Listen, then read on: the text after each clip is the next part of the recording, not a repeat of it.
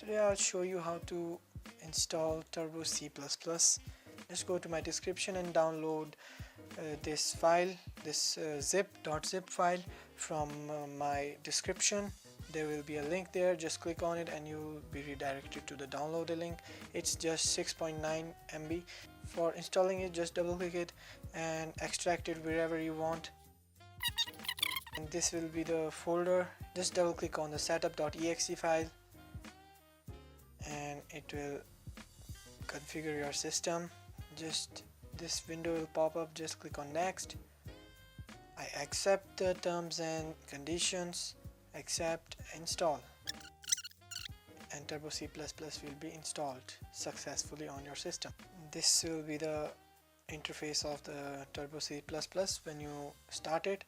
Just start Turbo C++, click on this button and your C++ will run smoothly. Thank you for watching.